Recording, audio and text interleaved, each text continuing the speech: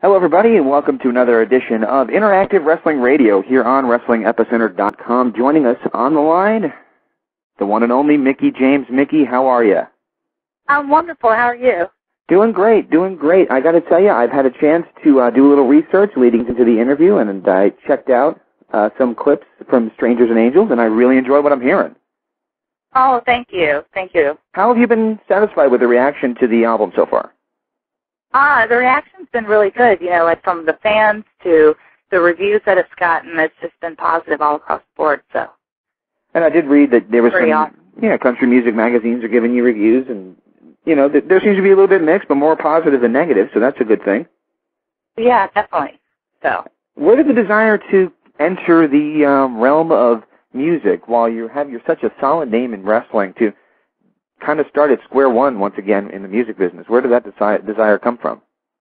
Well, I've always loved music. I mean, I played violin for years when I was in high school, and I actually, ever since I was a little girl, I used to run around my house, with my microphone and my boombox, and I would record myself. So I always wanted to sing. I just, I was never, professionally trained or anything like that, and I started writing music, or just, writing these, lyrics, as I was on the road with WWE, because, you get a lot of time to yourself. You're on the road 250 days out of the year, so I started writing and stuff, and then I was like, well, why not? I've always wanted to do it. Why wouldn't I at least try, So here we are. Here we are. Now, Chris Jericho obviously is another guy who does music as well as wrestling. Lillian Garcia obviously as well, Lita. All these guys keep doing it, and Chris Jericho's the only one who really keeps on going with wrestling and does the band on the side. So you hoping to be the next one of that, to be able to do a little bit of both? Well, right now I'm still wrestling. Eventually, hopefully, I can wrestle, maybe retire eventually. But I don't know. I guess it just depends on how it plays out. But I'm still, new at singing and stuff, so I'm constantly building my fan base and building, and luckily, all my fans from wrestling still, are completely behind me 100%, and then I'm still wrestling here and there now, wrestling Awesome Kong in, 2 weeks, or, was it October 9th, I believe? Or second. Yeah, so, yeah. Very cool. There's a way to do both. Yeah. So, a wrestling question for you. I actually first saw you back when you were working for a company called BBOW, way back in the day, back in 2001, I think it was. Yeah. So I'm one of the fans who've been watching you for a long time, even before WWE.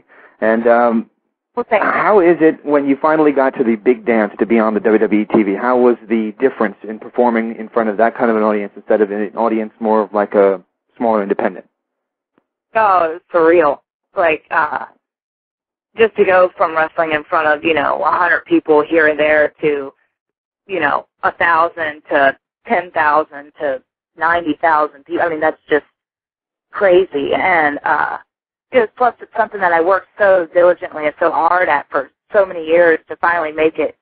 It was definitely a huge accomplishment in my life, and just the moment itself, just even at WrestleMania, my first WrestleMania was just outstanding. I was, because it was definitely a long road to get there. So I actually had a question about that. In our preview show for that WrestleMania 22, when you faced Trish, we said that your feud going into that show was the longest-running one going in. I mean, you guys really had some backbuild to it. And did you feel that there was any extra added pressure on you guys, since you guys did have the longest story going into the show? No, I mean, I think that we were so comfortable in what we were, because we'd taken all this time that we just totally embraced the moment. Yeah, sure, it was a lot of pressure. I mean, I think just going in, there was a lot of pressure. I mean, it's my first WrestleMania. There's, thousands of people, and I'm, winning the championship for the first time, so the whole moment in itself was just incredible. And then, you just kind of have to embrace the crowd. I think it was at that point we knew each other's characters so well and knew, where the story was going so well that it was just, us going out there, and I don't know, it was awesome. I mean, it's hard to explain. Unless you're in that moment, it's hard to explain the enthusiasm and the electricity that, goes through you. Do you get that same electricity when you go on the musical stage? Yeah, absolutely. And so, the difference is I think that in wrestling, you're driven on pure, it's all emotion, but wrestling, you're driven on adrenaline and just raw passion because it's such a physical sport, whereas music, you're so vulnerable and you're just like pouring out your heart and soul. So for me, it's like, you know, I think my fans get to see a whole different side of me that they would, the part that they didn't know, you know, on the screen. And of course, we saw you do some acting as well. Actually, ironically, leading into the interview, I was just watching my Psych DVD box set, and I was like, "Oh my God, that's Mickie James! I can't escape her." So, did you enjoy getting involved in the acting side of things as well? Oh, that was a lot of fun. Like that whole character. You know, they kind of wrote that character around me or whatever, and it was just an honor to do it, and it was a lot of fun.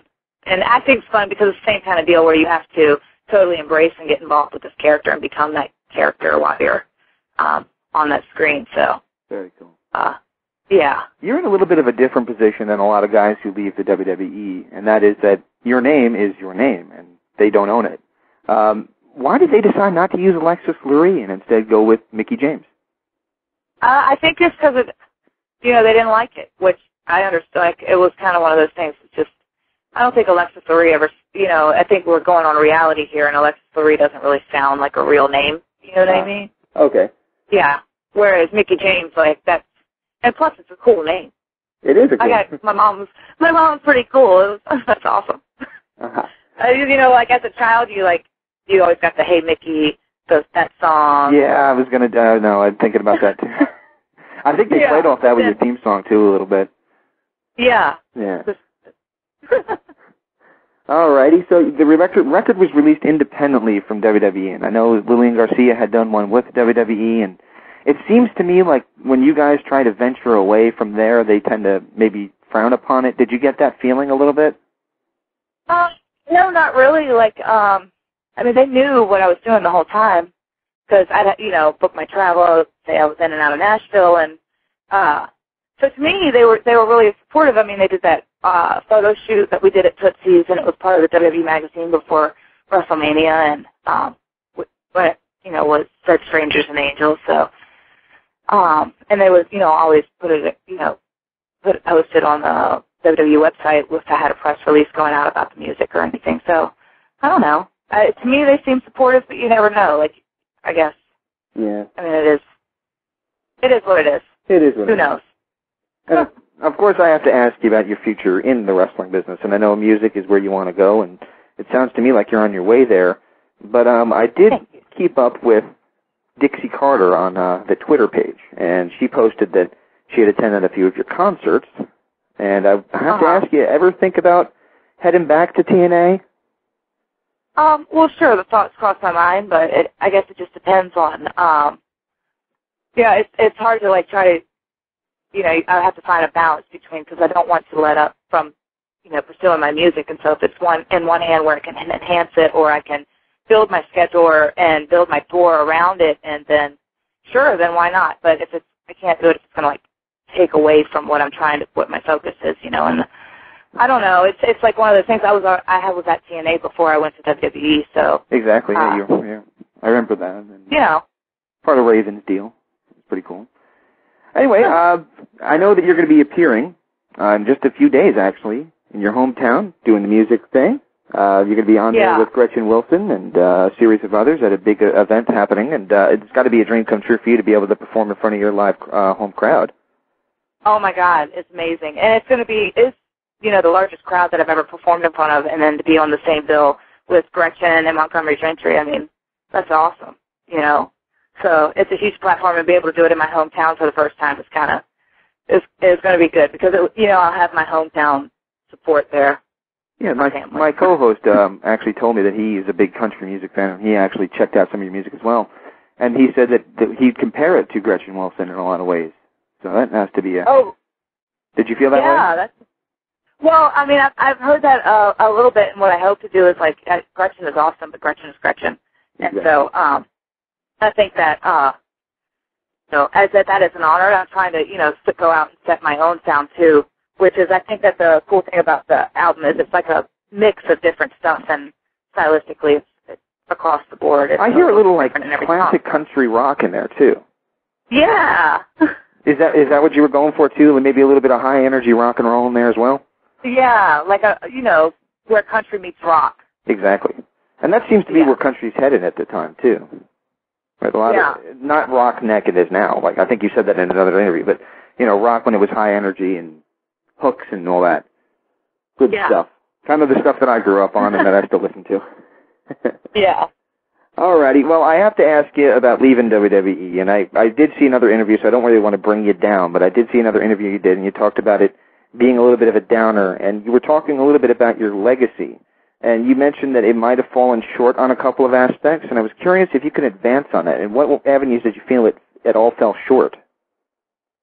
Well, obviously, you know, as you set goals, and I think in your career and stuff, once you reach a goal, you have to continuously raise the bar. And I guess, you know, in my mind, I wanted to make history, and I wanted to build a legacy for my, you know, and pave the road for the future. And I think that, although, I mean, I don't know. There was more that I wanted to accomplish, I guess, you know. But because I kept raising the bar for myself, just because I'm a perfectionist and I, you know, continuously want to do better like that. So it's kind of self-imposed pressure? Perhaps. Now, at the end, they were doing some questionable stories and things like that, and I'll have you know that actually we had Tori Wilson on the show while they were doing that, and she voiced her displeasure of the storyline that they had you involved in, saying that if they think that you're anything other than fit, then they're crazy. But did you feel that, maybe in my opinion, and maybe you could tell me I'm wrong, I got the feeling that that was kind of their way to try to devalue you on your way out, but then they put the belt on you, so they really confused me when they did that. Yeah, well, I mean, I don't know. I think the storyline was what it was, and it definitely got a lot of mixed reactions just from the crowd and just from, you know, other people or whatever. But that's part of showbiz, I suppose. You know, like there's always, everybody plays roles that, you know, necessarily they're not their favorite when they do it. But it was a pretty big storyline, and the payoff, you know. But then and the payoff kind of like, it sucked because that's right when I got hurt, or like when I had to get surgery on my knee. Because I lost the belt, like, you know, next week. So, exactly, right. Yeah. There you go. And payoff, you know, and then I went in for surgery, so I never really got the big payoff, you know, because I was, you know, in the hospital. In the hospital, yeah. Didn't you kind of try to force yourself back into getting in there for WrestleMania as well? Yeah, I did. Well, the doctor told me, like, there's, you know, just so you know, like, you're not going to make it to Mania. And I'm like, oh, no, I'm going to Mania. I'm telling you that right now. So, and this is, you know, WrestleMania was only 2 months out at the time, and I had to, like, I had no idea of the severity of MRSA or anything, or the staph infection. And so it was MRSA, and until I researched it, I had no idea of, like, how bad it can damage you or how bad it truly is. You know, you just think of an infection as an infection, take penicillin or something, and it goes away. But I don't know. How you doing now? Oh, I'm doing great. Good. Glad to hear that. Yeah. Alrighty, so here we are getting into the music side of things, and basically I just wanted to ask you, what is your goal now? Now that you got one album under your belt, how are you hoping to follow that up? Or are you thinking another album down the line, or just promoting this one, or how do you want to handle it from here? Absolutely. Like, I'm going to, you know, continue to promote this one and hopefully get a touring set and just continue to build and get better and better. And I've already written more music for the next album, so hopefully to get a next album out there would be great. And very soon, I'm hoping. Very good. And what label are you on? 2011. Huh? What label are you on? I don't have a label. I'm you're just doing it independently, so yeah. Very cool. Is that something you're hoping to shop around? Maybe get on the old circuit there, the music circuit? Yeah. Unfortunately, I'm a heavy metal fan, so I can't contribute much to the country. Well, thanks. Sorry about it. But I do appreciate it. I do like the music. I do like the rock elements of it. It's very, very cool stuff. I appreciate that. Thank you. Alrighty, well, guys, before I let you go, is there anything you'd like to say to your fans who might be hearing this interview, and any websites and such where they can maybe hear some snippets of the music and such? Oh, absolutely. I mean, I'm on Twitter as Mickie James Diva, and my website, mickiejames.com. You can find everything there is to know about Mickie James. But, yeah, and I just, you know, I really, honestly, I'm grateful for all my fan support. Like, if it wasn't for them, I wouldn't be where I'm at, and I wouldn't have gone where I've gone, and continuously, you know, strive to be better and give more to my fans. So, thanks. Absolutely. And the wrestling fans, I've come to find out, are the most loyal fans you'll ever find in the world. Yeah, they definitely are. Well, if they like you, then they can turn on you in the drop of a dime. But most of the time, they're loyal to you. So. Well, and that's the same with, music fans, I think, too, which is, why it's such a great crossover, and the fact that you can do both is the fact that their fan bases are so loyal and they stay with you. Once you have, a fan that's truly your fan, regardless of where you're at, they're, your fan for life. So. Do you think the wrestling side of things, because like I said, I'm a heavy metal kind of guy, and Chris Jericho does heavy metal with Fozzy. Do you think I get the feeling that maybe he's held back by the fact that he's a wrestler, to where the band, even though very good, maybe doesn't get taken as seriously as it could? Do you think that could be a hindrance towards you, or no? I don't know. I don't think so. I think because, wrestling is a part of my history. That's part of what I've done. So exactly. So if that's how people view it, then that's on their own opinion, on their own merit. That's kind of their problem, isn't it?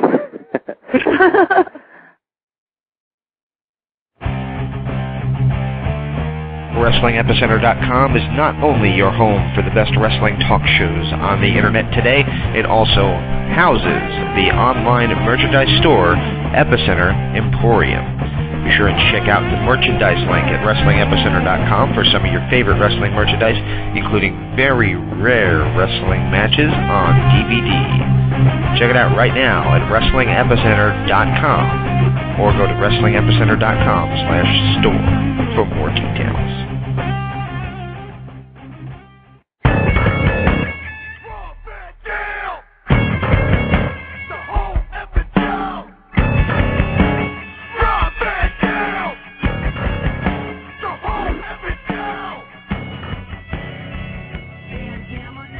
Alrighty, ladies and gentlemen, that was our exclusive Mickie James interview here on WrestlingEpicenter.com. We will have a YouTube clip as well as a MP3 download of that.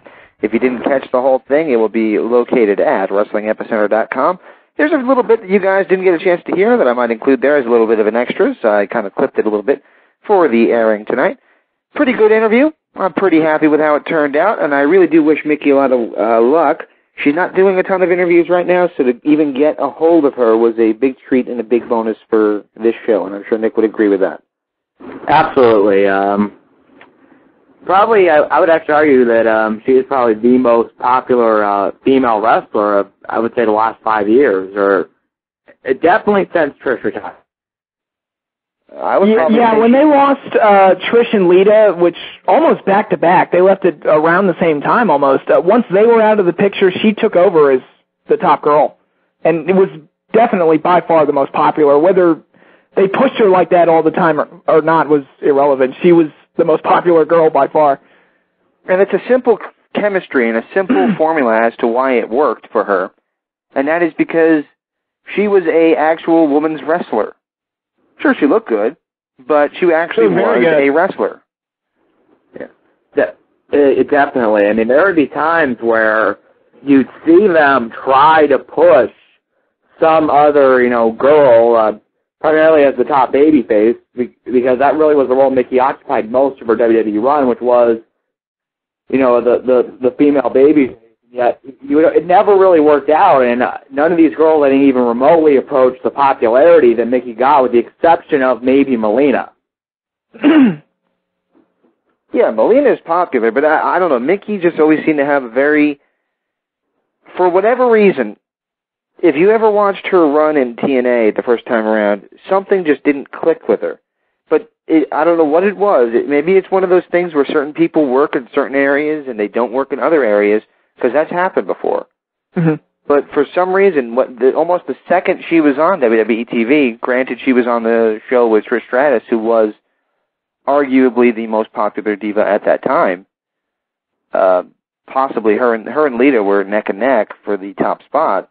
She was put right at the top there, and it just seemed to click. Everything seemed to work. The character worked great, and it really just was. I said it when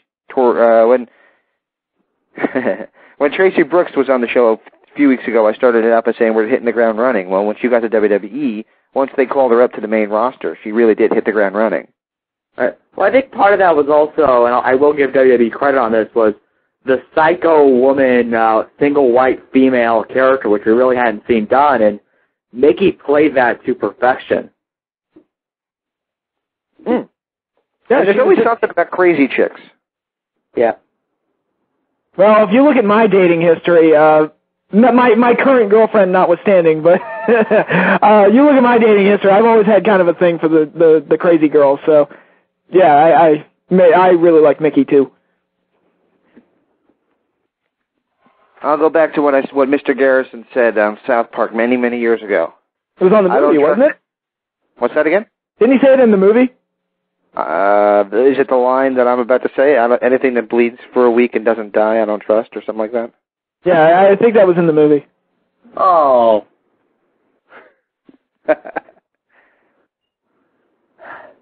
And we've offended the female audience. And it explains a lot about Mr. Garrison and how screwed up he is. The scary thing is, most of what he says I agree with, except for getting the whole sex change operation. He's one very deeply disturbed and very confused man. And I use the term man very loosely.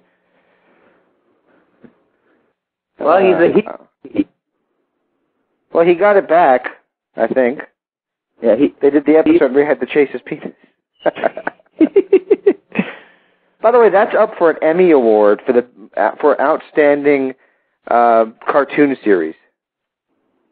They win Emmys all the time, man. Do they really? Well, that's up again this year, and it's up against The Simpsons and something Disney did that apparently did really well, but I never heard of it. So who knows what's going to happen with that? But I like when these shows get rewarded because they usually don't. That's usually the kind of thing that gets swept under the market by under the carpet by a very snobby and snooty kind of judges and things like that. I don't know. I assume Family Guy was not nominated. Family Guy was not nominated. No, Simpsons were, not Family Guy. Well, there's a reason for that, and it's one show is funny, the other is not. Yeah, Family Guy used to be funny, but they lost when they got all political and all the current stuff, and I don't know. It's not even just that. I was talking about it with some friends of mine. I think what happened was, when the show started, each character was clearly defined, and each one had, like, a moral stance, except for Peter, who was kind of like this little 5-year-old he had, like, the mind of a 5-year-old, so he was, like, doing all these bad things and would have to learn his lesson at the end of the show. Well, if you watch the show now, we're at a point where basically everybody is Peter. So it's just a bunch of bad people doing random things. Yeah, I mean, Lois cheated on Peter with Bill Clinton, and so that gets rid of any moral high ground to her. Stewie's lost a lot of his, ridiculousness of trying to kill Lois. That's kind of gone away. He's gay now. Yeah, they turned him gay. That's true. Yeah. Which is a betrayal of the character because you established in early seasons that he likes girls. Wow. I'm just saying, I thought, because the whole argument with homosexuality is that they were born with it. Well, what the hell, Seth MacFarlane? Where's the consistency, man? You have none, because you suck. Now, I gotta ask, Patrick, are you sick, or is the reception on my line just really bad? Am I sick? Yeah. A little bit. You sound like you have a different kind of audio quality to you. You know what you sound like? Have you ever seen Rain Man? I have. The dude when he's on the phone with Tom Cruise in the car. Right. What the hell are you doing? You got to get back here. You kind of have that audio quality to you right now. Nice. I thought you were going to say I sound like Rain Man. No, you don't sound like. Definitely not Rain Man. What's up, Nick? Patrick first started talking, I didn't know who he was. I was like, are you on a different phone than usual? That might be doing it. Is that you're on a different phone than usual? Yes. All right. We should have started the show going, "Hi, hello everybody, this is Mickey Mouse." Oh. We could have gone with the whole Mickey theme, you see? Ah. Yeah. You know what could be our theme for this week's show? talented women that get released while dumb bimbos get in fights with their husband, get arrested, and keep their jobs. Oh my God! You know what? I just saw my YouTube video right before we came on the air, right before I came on the air, and I talked about this, and it just angers me. The reason for her getting fired is that she wasn't living the gimmick, and that is the biggest load of bullshit I've ever heard in my life. Right, now for those that are wondering who maybe aren't big internet wrestling people like or people like me that spend 24/7 of their life trying to find wrestling news, we're talking about now former WWE diva Serena, and apparently she was fired this past week because if you know the character, you know that Serena is supposed to be a member of CM Punk's Straight Edge Society. Well, apparently she's been out drinking, and WWE didn't like that, and I bring this up, and as I mentioned at the top of this little conversation, last week we had Tiffany get arrested for being drunk in public and apparently slapping her husband. So well, apparently there was a disorderly in the hotel, but yeah, that's, I don't know. And by the way, Rhino got fired for dropping a vase in a hotel after getting into a fight with his wife. Yeah. So apparently in the WWE, my favorite portion of that story was I said on the air right after that happened, if we ever talk to Rhino, I have to find out how big this vase was. And I actually asked him that, and it was just like the most random question that perplexed him. So, what did he say? I don't remember. He just seemed very confused by the question. I'm like, I said I was going to ask this, and I have to ask it. What the hell was the deal with the vase? What was this, like a potted plant vase, a big tree vase, or what? I think I'm the only person on the planet that heard that story, and his first thought was, I wonder what kind of vase that was. Hey, again, I have to ask this. I have to point this out, and I seem to say it all the time when a story like this breaks. You know, Randy Orton trashed a hotel room. Again, I'm just saying. Yeah.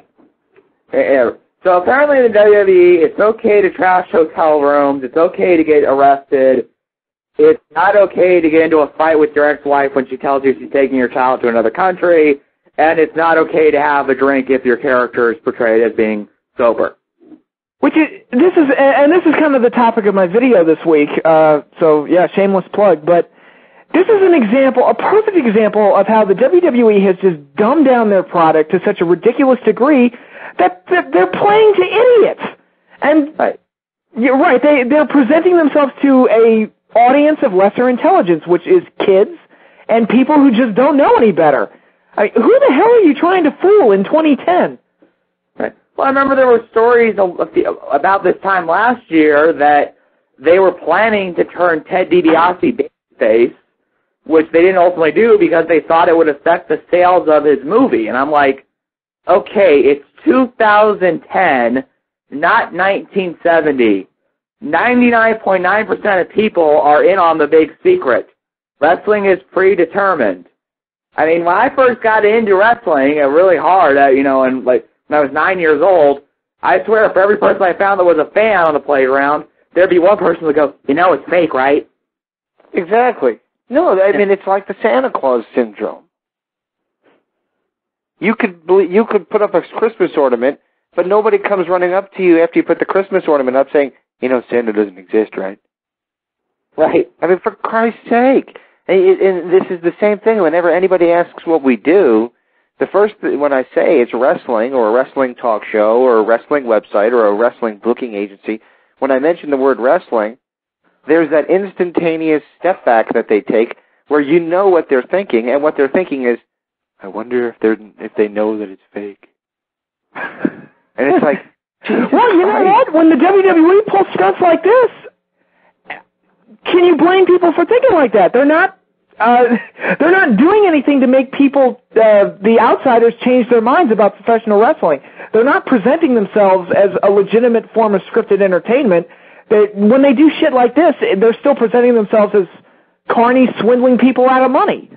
Right. And that's the mentality they're operating under right now. And it's by the way, I do want to say this, though. Santa does exist. That was just an example.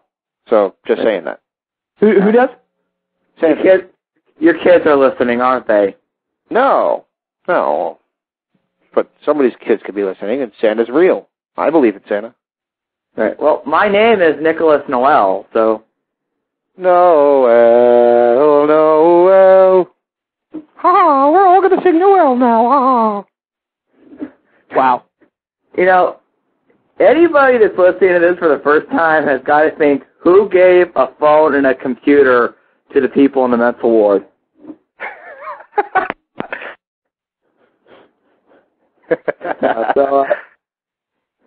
Yeah. And by the way, I mean, I can certainly understand WWE maybe telling Serena, okay, if you're drink, keep it low key.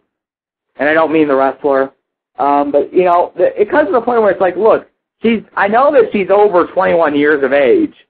It's kind of, okay, you're fired because you chose to have a drink. It's like, that, I mean, do they really, like, do they say to The Undertaker, okay, if you go out in public, turn out the lights before you enter a room? Well, they got pissed off that photos from his wedding leaked. Yeah. Like this was some big scandal. Nobody cares.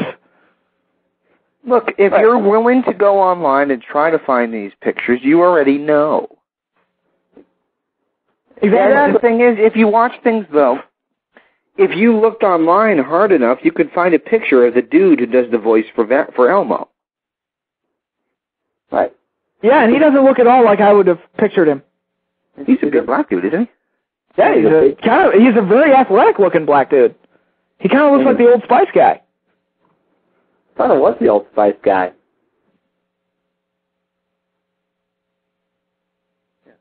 Well, I mean, and here's the thing. I mean, it's like I said, most people know wrestling is predetermined, including kids. Yeah, I mean, my son, who's 9, even said to me, so what's the deal? Is it fake? And I'm like, yeah, I wouldn't say fake, predetermined, but they know what they're going to do. They know how they're going to do it, but they still get hurt. And that's, you know, once you say that to them, they go, oh, okay. And they'll keep watching it because to them, what the hell is the difference if it's real or fake? Well, I'll be honest. When I started watching wrestling, the first show I got into was WWF Saturday Morning Superstars. It aired right after the cartoon block, so it never dawned on me that it wasn't fake. I mean, Bobby Heenan said it best. He said, when have you ever gone to a football game and they announce a guy as being from parts unknown? When have you gone to a baseball game and a guy comes out to bat with a mask on? And then they said, another one was, when was the last time you saw somebody grab somebody by the back and they went running into the wall and came running back at you? Yeah. He said, have you ever seen a barroom fight? One guy punches the other guy in the balls and the fight's over.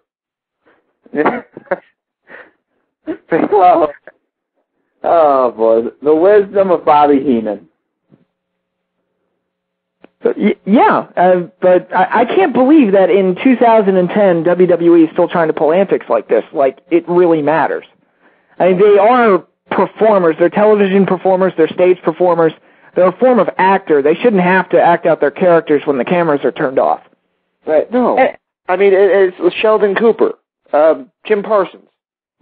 Yeah. He was chased down the street one time by some Big Bang Theory enthusiasts who were confronting him because apparently they got some kind of sci-fi reference wrong. And he apparently stopped, turned around and said, I'm an actor, not an alien, and kept walking. And they apparently they got pissed off. I can picture him doing that. And apparently they got pissed off by it, but there you go. Wow. I mean, like we said, it's 2010, and it's ridiculous to try to make people believe wrestling is real. Unfortunately, Balls Mahoney doesn't realize it. But he's got the biggest balls of them all. And his balls are always bouncing to the left and to the right. Yeah, but he may apparently... but apparently that Captain Caveman reference was accurate, because I can't think of anyone outside of a Neanderthal that would think, I know, let's go out and have a fight in a restaurant without any cameras or without permission to promote our local wrestling show.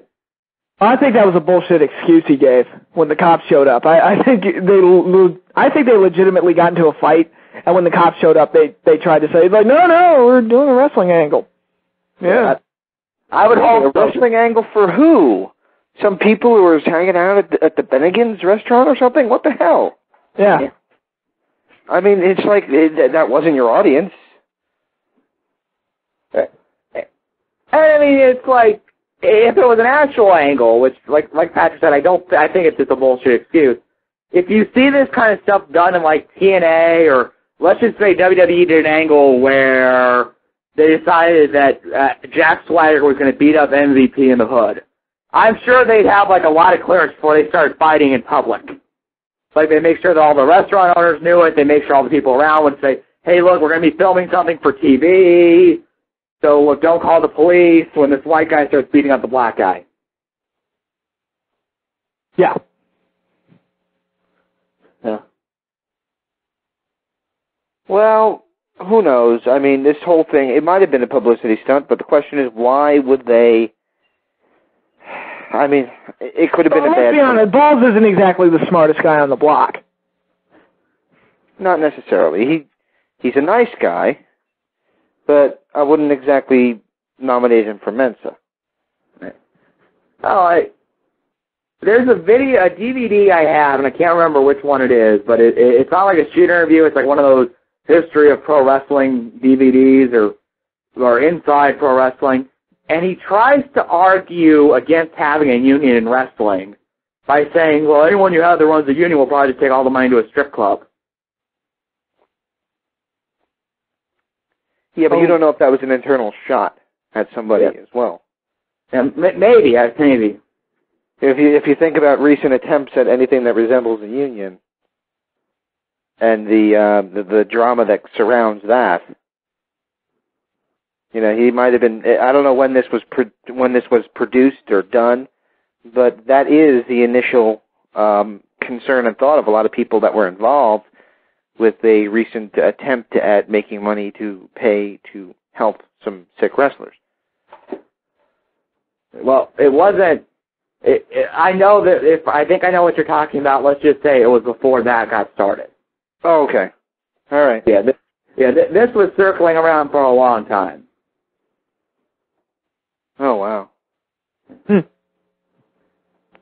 who knows, maybe Balls has an experience where he gave someone money to start a union and they went to the strip club.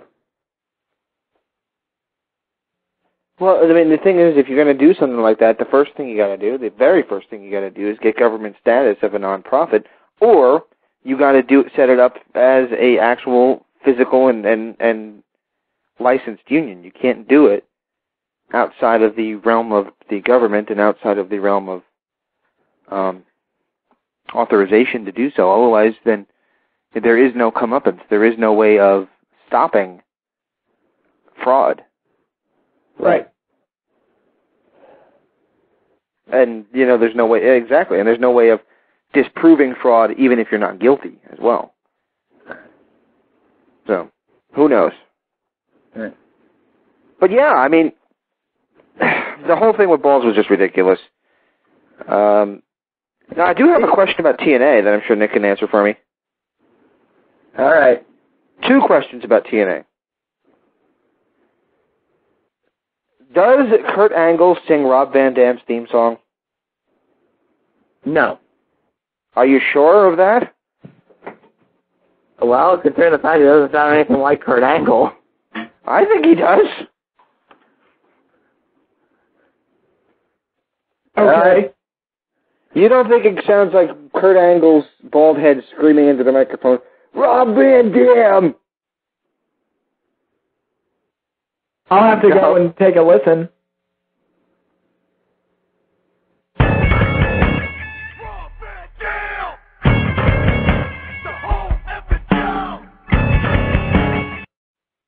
I'm sorry, I think... You're right, it kind of does. I think it's entirely possible. I don't think he does, though, because I think Rob Van Dam was using that song before TNA. He had it up on his website or something. Really? Yeah, TNA didn't make that one. Oh.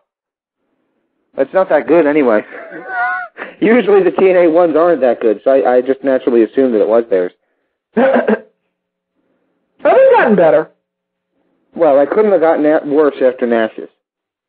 Oh my God, his first one. What the hell is that? Oh, man. I think Jimmy Hart's involved in some of them because some of them are too good at guitar work and such for whatever his name is, Dale Oliver or whatever his name is, to have performed. All right, so that was one question. What's your other question? Okay, I saw on the news line, and I might be missing a few steps here, AJ Styles was described as the TNA TV champion. Yeah. When did the television belt come back? After he beat Rob Terry. So they renamed it the TV title.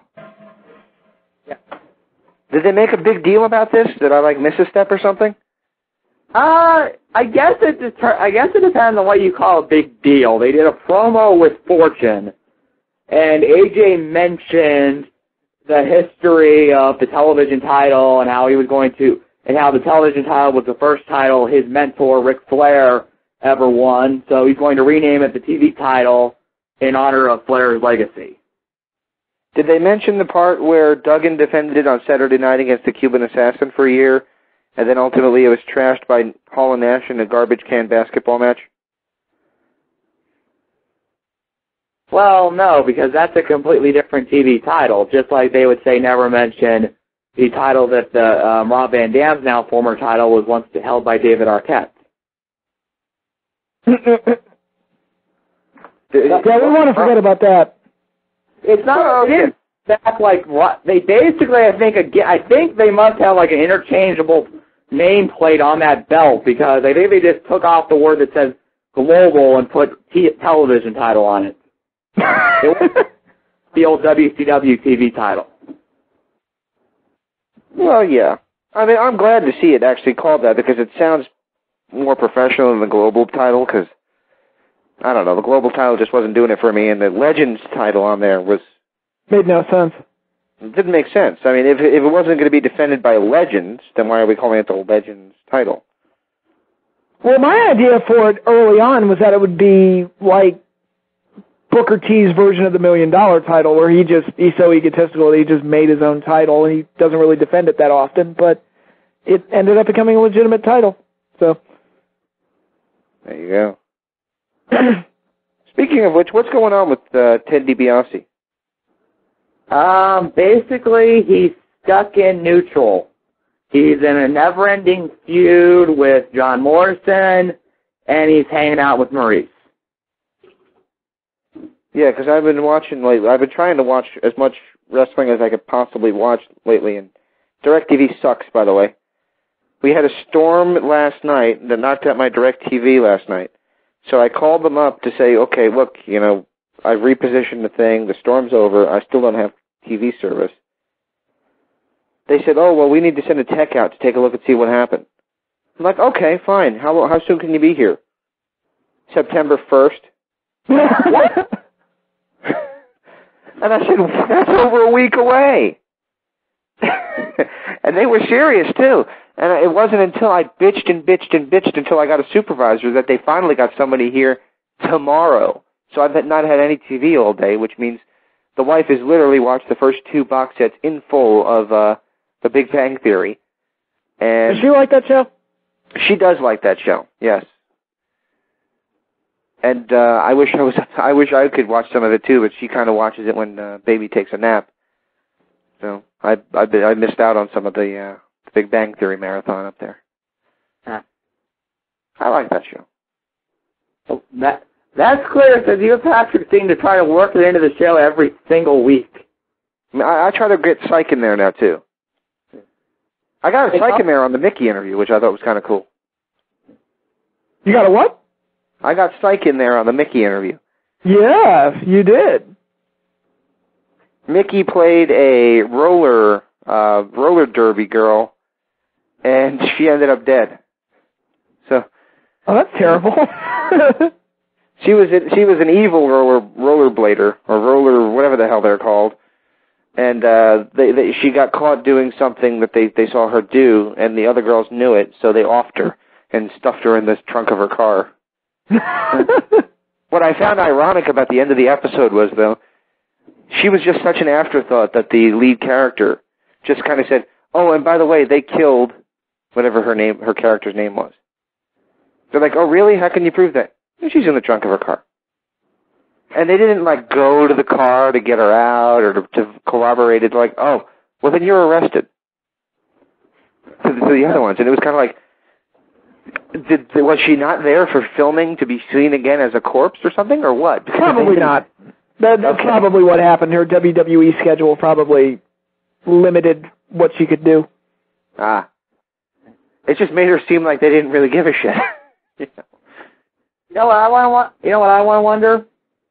Did Austin actually get set on fire during the filming of The Expendables?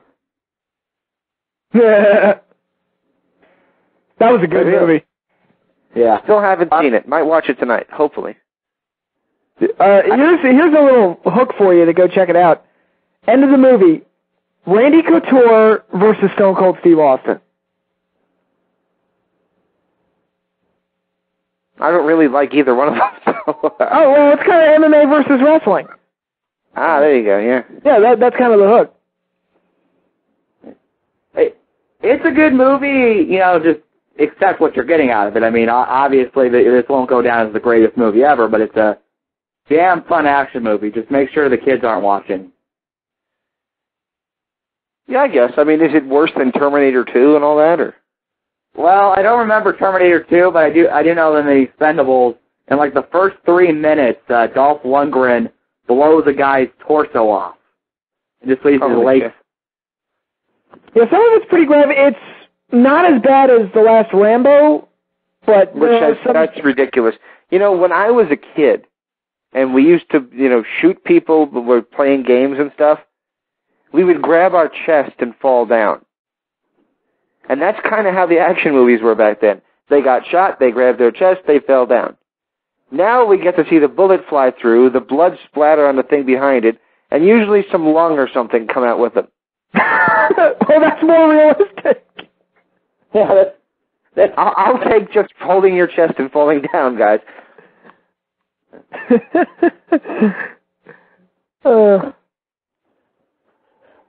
But yeah, it's not as graphic as, say, the Rambo, but there are a couple things that are a little, like, ooh, nasty. But it's a lot of fun. Yeah.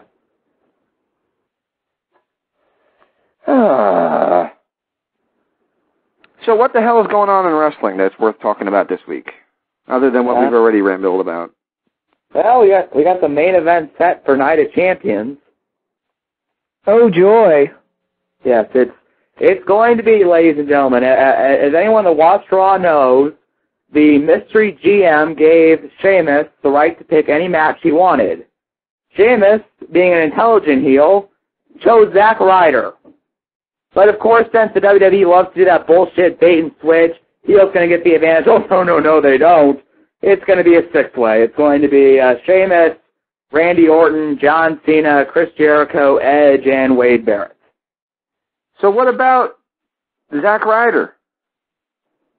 He got destroyed, didn't he? Is now being returned to his normal post of Superstars matches. But I mean, if Sheamus was allowed to choose, he should at least be in the match. James, like I said, it's the same old bait and switch. Wrestling fans see it coming from a mile away.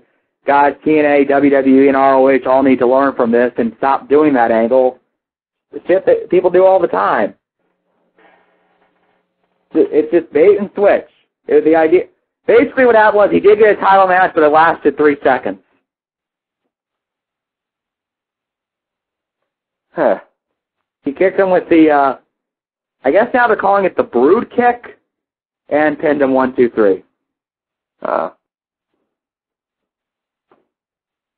The Brute Kick. Yeah. Seems like they keep changing the name of Sheamus' move.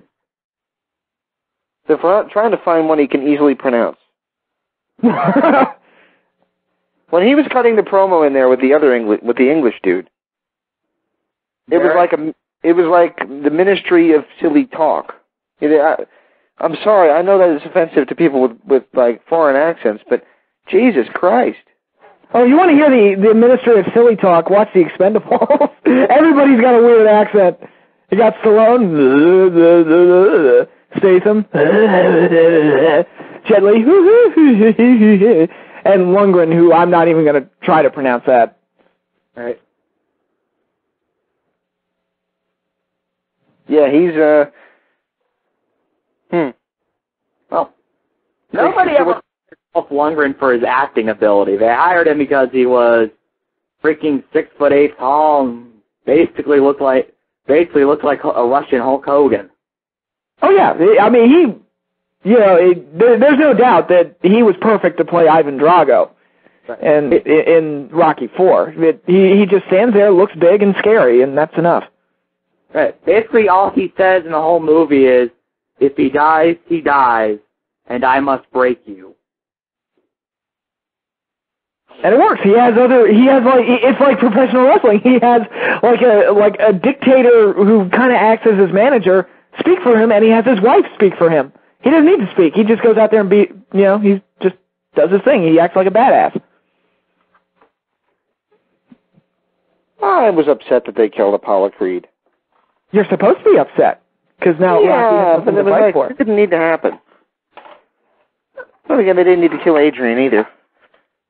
I think, I felt that way before I saw the movie, but once I saw it, I was like, you know what, that was actually the perfect way to set Rocky in this story, where he's basically lost everything, and now he's fighting for kind of like the right ending that he deserves. Because when we see him at the start of Rocky VI, he's basically lost everything. Yeah. Right. I like Rocky. I just bought a series of action figures from Rocky III that we put up on the shelf. Oh, cool. I assume Hulk Hogan is in there. I do. I already had that one, but they had Mickey and Rock and Apollo and Clubber Lang. Clubber Lang. Pay the fool. There you go. Now, is the Mickey action figure him clutching his heart as he dies? No, but I got to be honest with you. I've held it around, walking around several times, going, "He'll kill you to death, Rock." Nobody else seems to find it funny, but I find it hysterical. Don't leave me, Mick. We still got more to do, Mick. We still got more to do, Mick. Whenever Stallone cries in his movies, I can't understand a word he's saying. Watch First Blood. Well, you can barely understand what he says when he's not crying. Well, when he's crying, it's even worse. Like, South Park basically nailed him perfectly. They nail everybody perfectly.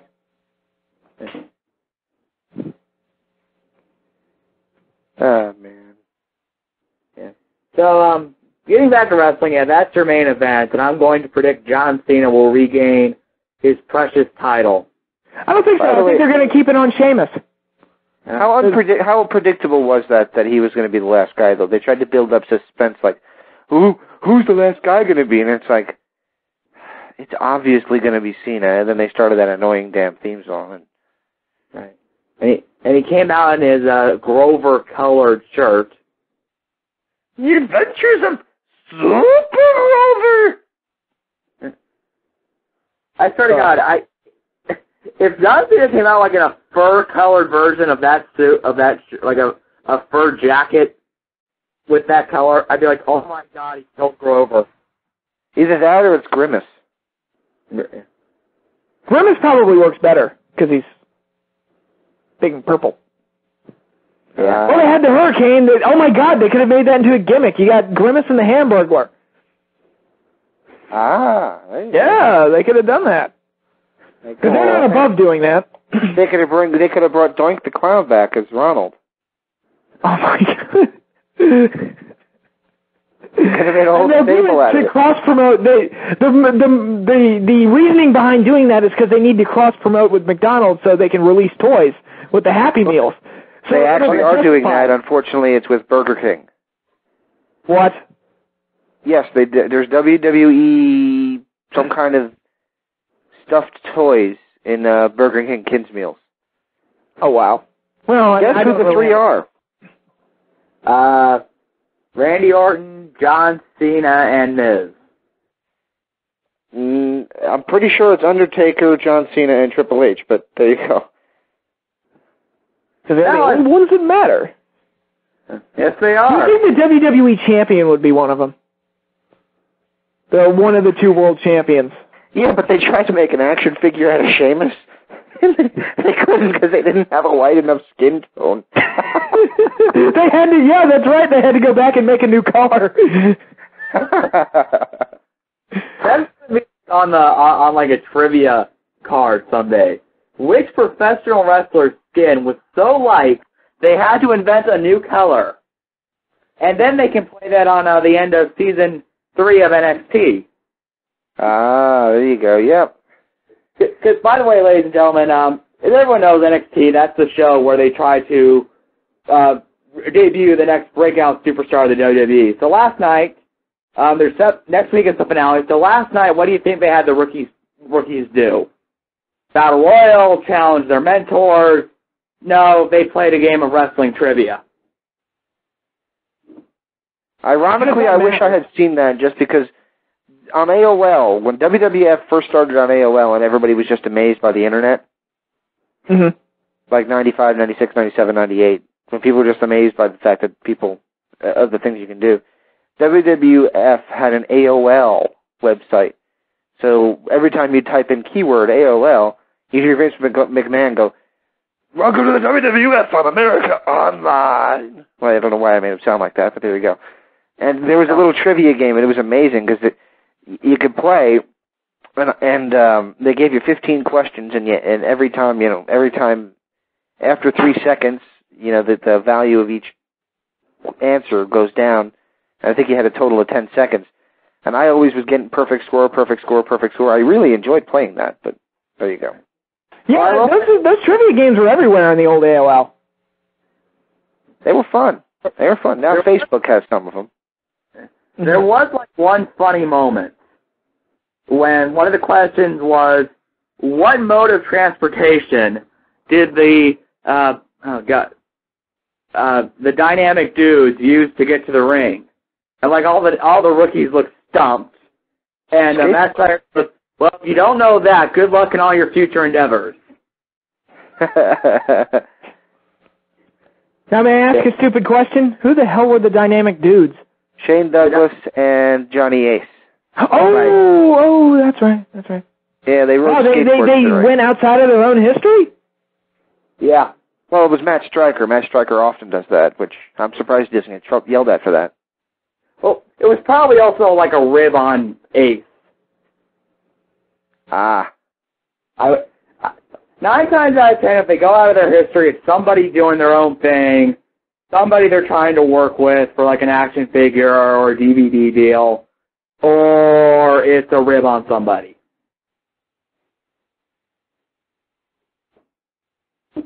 Oh, man. Oh, they were an okay tag team, but they were part of that UWF thing, that invasion angle and all that, and they really got kind of... I was just talking about it last night, actually, about before the NWO, there actually was an invasion angle. And it was when Turner, NWA, bought UWF, which was Bill Watts' territory, and every one of those guys got crushed except for Sting. Right, well, that wasn't actually Turner. That was actually Jim Crockett in his... Crockett, that's right, yeah. That was in his dying days of owning the company. Right. Well, basically what I've always heard is that Bill Watts was going to go bankrupt. He knew he had to sell the company. WWE basically took the approach of, well, anything Bill Watts has, we'll just be able to take once he goes bankrupt, whether it be talent, TV stations, yada, yada, yada. Jim Crockett, a lot of people say, and Dusty Rhodes convinced themselves that if they bought Bill Watts and all the stations he had his show syndicated on would come along with it and some of the talent, that they would go to the next level. Well, unfortunately, when they bought that company, they also bought all the debts. And for a company that was in financial trouble in its own right, that's a horrible idea. Yeah. I mean, if you think about who really came from there, though, they got a lot of their 90s stars from that purchase. But at first, the entire story was just kill UWF, kill UWF, kill UWF. Right. I mean, they got, like you said, they got Sting, they got Rick Steiner, they got Eddie Gilbert came over at that point as well. Trying to think of, I mean, if you go through the, it was Dr. Death there?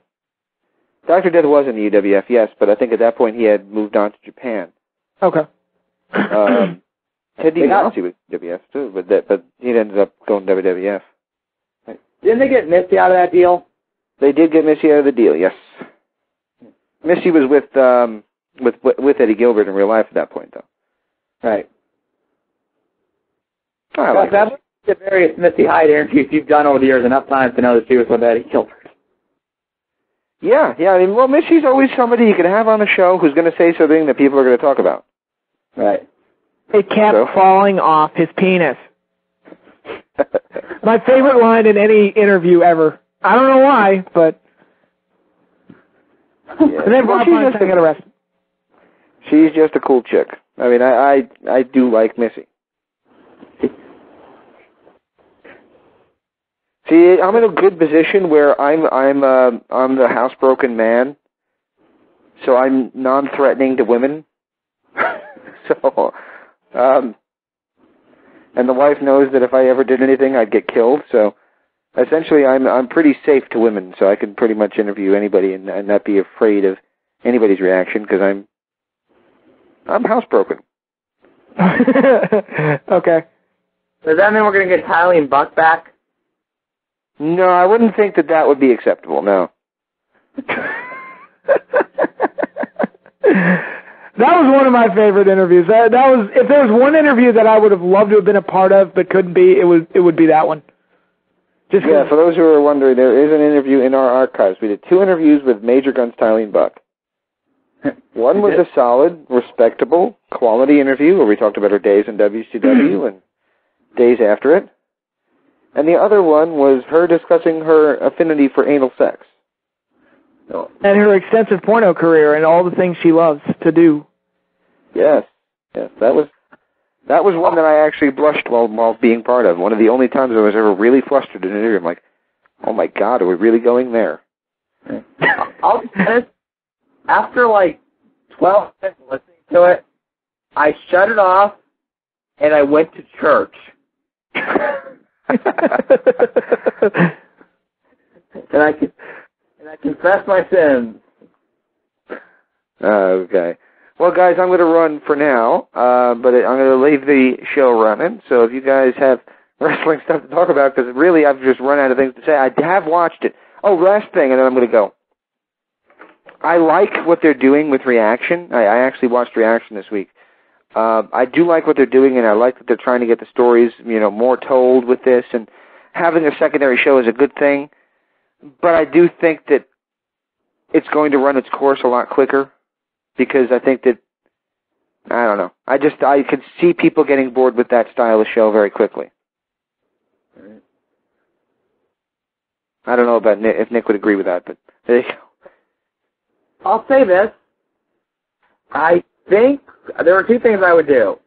I would actually agree with you, and I would probably do it kind of more, I want to almost say like a Sports Center style show, move it to a different night, like maybe move it to Wednesday night after the Ultimate Fighter, just so you could have like that big promotion the night before, and have like a Reaction exclusive match, and then like still do all the backstage style stuff. And it's like, ladies and gentlemen, as you saw, we have a new TNA X Division champion, and here's the exclusive footage of his celebration, the Black Machismo Jay Lethal. So I actually do agree with you. I think they need to change it up. Yep. I've got nothing else to add. I'll be honest, I forgot it was on last week. Yeah. All right, well, speaking of TNA, there actually is a story I think we should talk about, and that is, Patrick, I have some horrible news for you. Uh-oh. Sit down, because I know you're going to cry about this.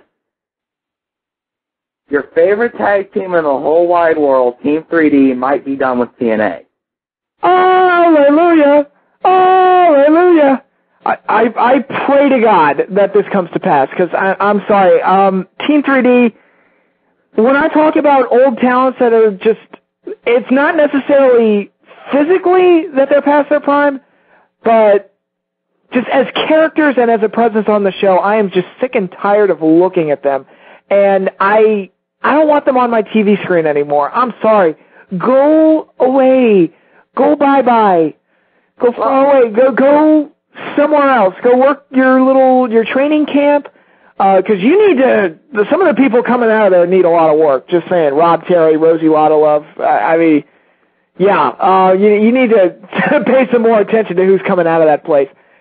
But just no more presence on my television screen. You're over the hill. You're done. Just please, let's just say goodbye and be done with it. Well, I'll say this. I bought a bunch of TNA DVDs. I bought Best of AMW, that Beer Money Machine Gun double set, and then I also bought the Second to None set. And each kind of section is dedicated to a tag team, and in between the matches, there's an interview. And Team 3D does their little interview, and at one point, I kid you not, completely seriously, Bubba goes, "We were the most successful tag team to ever walk into the WWE."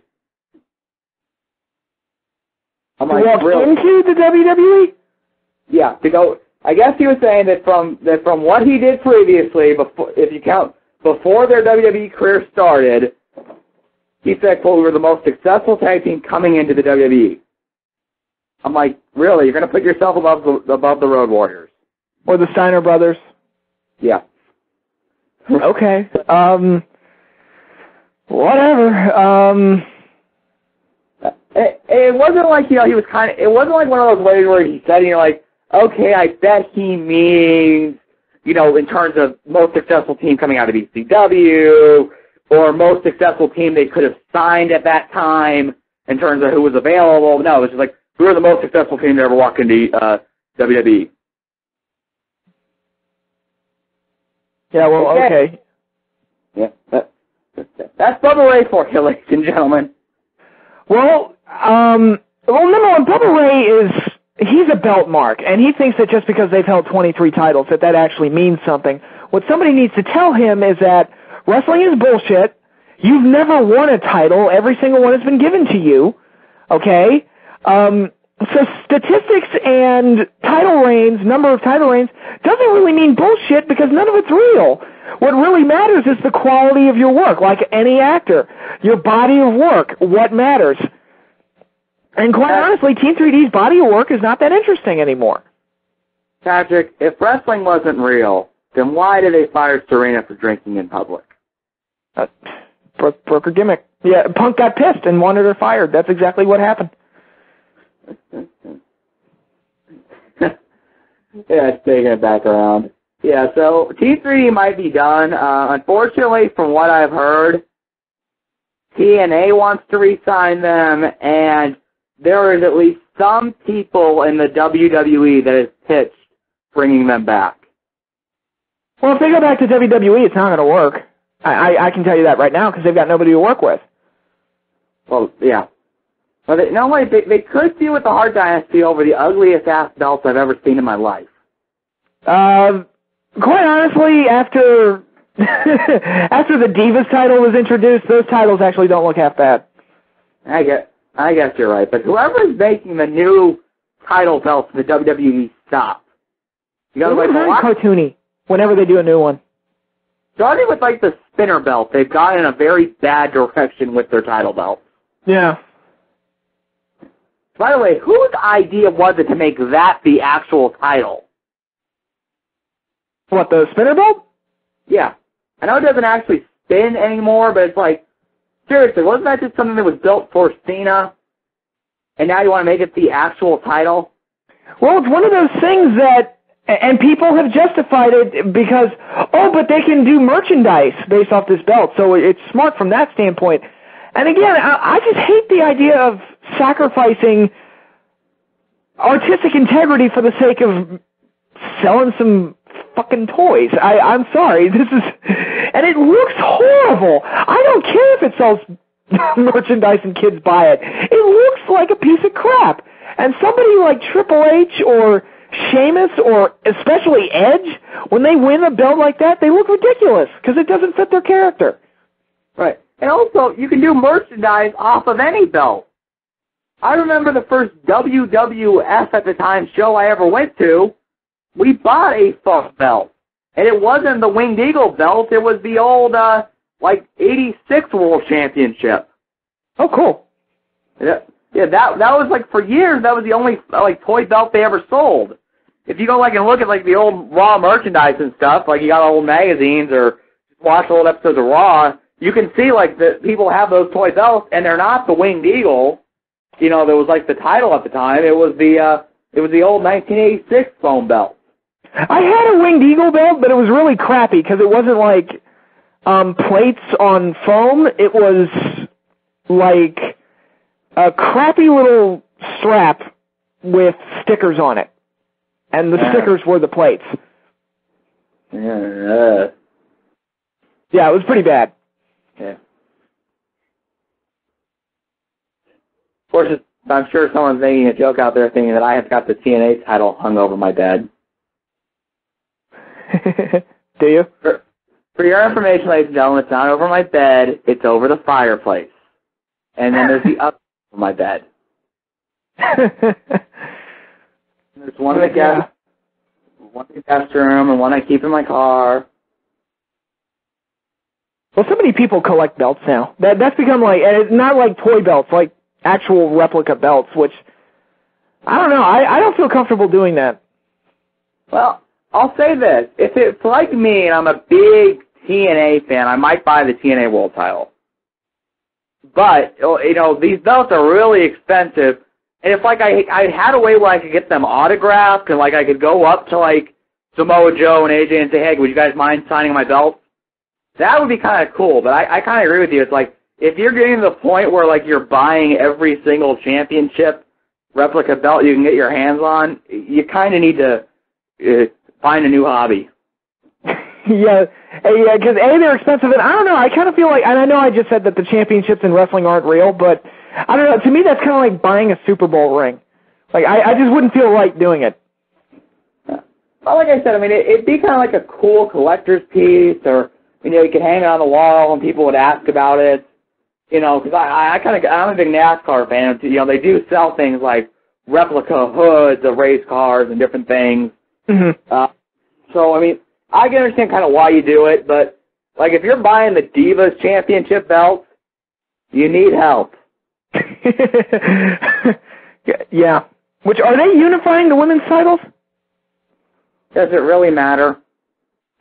It will suck if they do, suck if they don't. Yeah, but it's, one belt is better than two. It would be slightly better. Well, it's step one towards fixing it, but you're right. I have little faith that they would go all the way and fix it. Well, the problem is, though, it's they make it one title, the same kind of shallow core of not that talented women will probably still have it. Melina will probably be in there. I would assume when she gets back that Phoenix will be in there, but they'll probably keep Michelle McCool there. Alicia Fox will probably get back in the championship picture. Layla, Kelly. Those are the girls that they put faith in. So, I'll say again, ladies and gentlemen, Natalia's a valet. Tarmina too. I hear Tarmina's pretty good. I haven't seen her, so I'm not really sure. Like I said, when I see her, I just think the woman that Dog the Bounty Hunter is going to arrest. Right, and Serena, it's a shame she got released this week because she just had her in-ring debut. Right. And she's actually one of the women for the longest damn time people were saying about Serena, saying, wow, she is so talented. I remember there was a story when WWE was still with OVW, they kind of said, look, on your TV show, only use our developmental wrestlers. Well, we would, but she's so talented and she's so over, all your contracted women will be better off having worked with her. This was before she had a WWE contract. And lo and behold, she has one match, and now she's fired. Wah, wah, wah. And I found this out recently while reading the story of her release. She was actually one of the girls that answered Awesome Kong's challenge a couple years ago. Right. By the way, ladies and gentlemen, TNA has made many, many mistakes, But, not signing Serena and signing Sojo Bolt from that segment, that really goes down as one of those mistakes. I can't believe Sojo Bolt got a job. Like, I'm like, whenever... So, okay, she can't cut promos. She's not that good in the ring at all. How the hell did she get a job? Raka Khan at least had a look. I could she's kind of a prop character that you could use, but Sojo's got nothing. Right. Well, I think what happened was they signed them so crappy wrestling companies that air on, like, high-up cable channels can have more talent. Like, isn't Raka working for that Triple H promotion? Yeah, she's working for Lucha Libre USA, and Sojo's working for WrestleLicious. Oh, wow. Wow.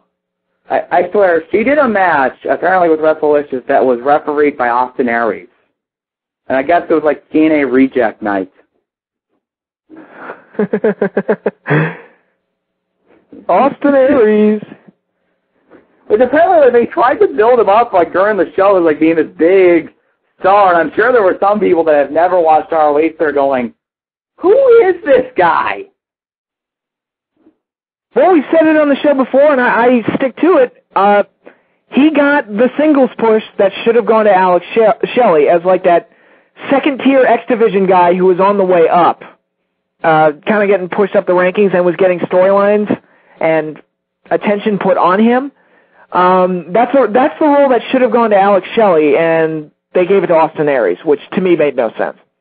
I think at the time it was that they liked that Shelley was so good in that role that he was in, kind of as the lackey of like Kevin Nash or Jeff Jarrett, the guy that you could work with or send out to get video of Sting and video of Jackie Gata, and he was really good in that role, to kind of be the guy that played off of Nash, and I don't think they wanted to move him out of that role.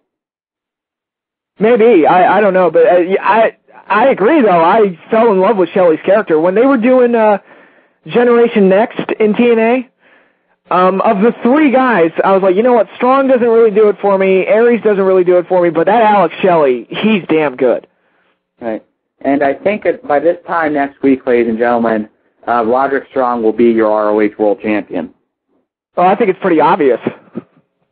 Well, yeah, like Tyler Black pretty much already confirmed it. He turned heel at the TV tapings. He cut a promo about not being appreciated and going elsewhere. He changed his Twitter name to WWE Black. Does Ring of Honor do that storyline every time somebody signs with the WWE? Because they did it with Punk too, didn't they? Basically it is a ripoff of what they do with Punk. Sometimes they do it where it's a big accomplishment, like, and this is back when the company was at a smaller level, though. Like, when Paul London did it, they were like, congratulations, Paul, you're now going to the next level. I think they kind of did the same thing with, like, Joe almost. When he left, he didn't turn heel. He kind of like, he was leaving, they did, like, this big goodbye tour. I think with Danielson, they kind of did the same way, where it was like, wow, Bryan Danielson, ladies and gentlemen, after doing all he could do in ROH, is now going to the WWE. It kind of varies. I think it depends on who the wrestler is. Okay, all right. But by the same note, Christopher Daniels cut a heel promo on his way out for the first time. Yeah. He's back now. I mean, my God, Ring of Honor, they're in trouble. Because Roderick Strong had a tryout with TNA, and they'll probably sign him. We don't know yet, but... Well, apparently, and you'll love this, they said, quote, he's better in the ring, but he still doesn't have a personality. Well, that's my whole problem with him. In the ring, it's not the problem. I mean, his backbreakers are really cool, and that's what's made him stand out. But the guy has no look. I've joked that he's the default setting on Create a Wrestler, and the guy can't cut a promo. Yeah, he's gotten a little better at promos, but not as much as you would think. Like, he's improved, and you can kind of say, yeah, he's better, but it's not like a whole lot better. Right. Like I said, and that's the reason why Alex Shelley stood out in that group when they had him together in TNA. I'm like, God, Aries, I mean, in the ring it wasn't the problem. It was just whenever they gave him promo time or anything like that, it was like, God, Aries, he's boring and strong. He's just there. He's just a giant chalk-faced body that's just standing there. But that Alex Shelley, he's really funny, and he's really interesting. I really like this guy. He's kind of cool, and he's kind of funny. Well, with Roderick, he was always, even in, like, when Generation Next was first forming, he was always just kind of the extra body. And I don't mean that in a bad way. I mean, it's that he was never the guy that was going to steal the show, but he was the guy that could put in tag matches with his stablemate. He was the guy that they could send out there to feud with, to work with the guys that Shelley and Aries were feuding with. You know, he was the utility player who didn't say a whole lot. Yeah. And that's as big as he'll ever be, unfortunately. I just don't see him as a major star. But a lot of people on the internet do.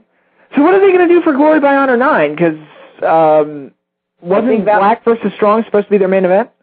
Right, Black versus Strong is the main event. Tag title match will be Chris Hero and Claudio Castagnoli versus Benjamin and Charlie Haas.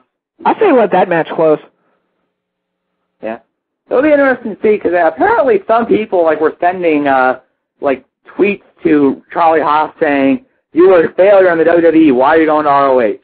He's like, "Because I was in the WWE for 10 years, and hey, that's actually a bit of an accomplishment. I'm going to ROH because it's a booking, it's money, it's work." Why wouldn't he work there? I would think, dude, if I were, because I'm not a diehard avid Ring of Honor viewer. I wish I had HDNet. I probably would watch every week, but if I heard that Ring of Honor, if I were a big Ring of Honor fan, and I heard they were getting Haas and Benjamin, I'd be pretty excited, because they were a hell of a tag team that didn't really get used to their fullest potential in the WWE. Right. Well, unfortunately, you could say, I agree with you absolutely. Unfortunately, you can say that about pretty much every tag team that's come out of the WWE. Oh yeah, Eminem. I mean, they totally didn't get enough out of them. Right. Eminem, Caden Murdoch. Just another example. But even the Hart Dynasty right now, because they have nobody to work with. Right. The Hart, I even said this. Apparently, they're breaking up the Usos already, where Tamina is going to go, apparently is going to have a crush on Santino. So, apparently that feud's done. So it's like, wow, the Harts are basically going to be off TV for another couple months until another new tag team debuts. Or Brett comes back. Holy crap, they've got nothing. I mean, what are their teams? They've got the Dude Busters, the Gate Crashers, who's like, and the Gate Crashers, I don't like that team. It's Lance Hoyt and... you know what's weird? So, the tag titles always appear on Raw, if they're ever seen, and the actual tag teams are technically on SmackDown. That's a good point. Yeah. I guess they could pair up members of Nexus to do that, but Nexus seems like it's on the decline right now. Right. Some people say that it will be done by October. Well, Skip Sheffield got hurt. He's done. Darren Young, they booted him out. He's done. They lost at SummerSlam. They seem to be losing a lot of steam now, unless Barrett shocks me and wins the title at the pay-per-view, which I doubt he will. They don't seem to have a whole lot of steam left. I doubt he will, and I like Wade Barrett, but if he wins the title, I'm just going to think, oh my God, that was way too soon. I mean, he wouldn't be as bad as Sheamus or Swagger in terms of, because at least they've done something with him to elevate him, but yeah, it would be a too soon situation. Also, I don't know. Also, I like Barry and shown a lot of potential, and maybe this is an old school way of thinking, but to me, when you're a world champion, you kind of have to be that guy that is the ring general, and if anything starts to go wrong in your match, you can bail out the problem, and you can do something good. Like, I would say AJ's at that level. I would say Punk's at that level. Just using those two as examples. I like Wade Barrett, but I don't know if he's at that level. If they put him in there with someone and he doesn't gel with them really well right away, I don't know how well he would do at adjusting and getting that and saving that match. I guess we won't know until something happens, but I have my theories on why at SummerSlam, which, again, I didn't watch SummerSlam. I have my theories on why when it came down to Cena and Barrett one-on-one, why it ended in 34 seconds or whatever it was. I have a feeling that they didn't trust Cena and Barrett working with each other one-on-one for an extended period of time. That's just my theory. I don't know. Have they had a one-on-one match? I don't think so. Usually when they interact, it's either promos or it's part of a tag team match or a beatdown. Right. So, yeah, I don't think the WWE trusted them to work the one-on-one for too long. Right. Well, I'll say this. I'm willing to buy that theory because, as you said, the actual encounter at SummerSlam came down to about 34 seconds. Mm-hmm. Yeah. Huh. And I mean, kind of look at Barrett's singles match on Raw the next night. That was against Jericho. Who, let's face it, if there's a guy that can be Superman, it's Chris Jericho. Oh yeah, he can make anything work. He might be leaving the WWE soon. Right. The contract that he signed in 2007 is coming up, and apparently they're not that close. Apparently, a new deal has not been signed yet. We'll see what happens because I mean, to me, Chris Jericho kind of feels to me like he's one of those guys that he's now a WWE for life guy. I mean, you read his book, he talked about his dream was to be was in the WWF his whole career. So I see that. I don't think he's gonna suddenly jump ship and then come the next TNA pay-per-view. Oh my God, that's Chris Jericho. Why is he attacking Tommy Dreamer? Yeah. No, I don't think he'll ever go to TNA, but if he didn't go to TNA in 2005 when he first got released, and the time in between his departure and his return to the WWE, he's never going to go there. Right. Yeah. So, and also for me, Jericho just suits me as the kind of guy that he seems to do okay outside of the wrestling business. He's not like one of these people that has stuck his his head so deep that he can't pull it up again. You know, I mean, he's left, like we said, he's left in 2005 for 2 years, did his music, acted, wrote a book, and, he might just say, you know what, time for another break. I've done this for 3 years, it's time to take another break and watch the kids grow up again and maybe try to do some more acting or some more music. Hopefully not another game show. At least not one as stupid as the one he was on. But I swear to you, my mom and I are big fans of the show Wipeout, so I'll go over to her house and watch it with her. Mm-hmm. A promo for Wipeout aired, and she said that is the stupidest show I've ever seen. Wow. And she said this. She said, and the host of it strikes me as the kind of guy that would punch a woman in a parking lot. He did. Oh. Yeah. Oh. I don't think Jericho will ever live that down, but yeah, we are actually running out of time here. I didn't realize we were, whoa. We're less than a minute to go, so is there anything you want to say before we sign off, Nick? Watch TNA and join us next week. Alrighty, well, that was Nick Knoll. Thank you to James Walsh for hosting the show tonight and conducting the interview with Mickie James and, talking wrestling with us tonight. And thank you to Mickie James for the great interview, biggest interview we've had all year, probably. So Thank you, and thank you to everybody for listening. I am Patrick Kelly, and for everybody else here at Wrestling Epicenter, good night, everybody.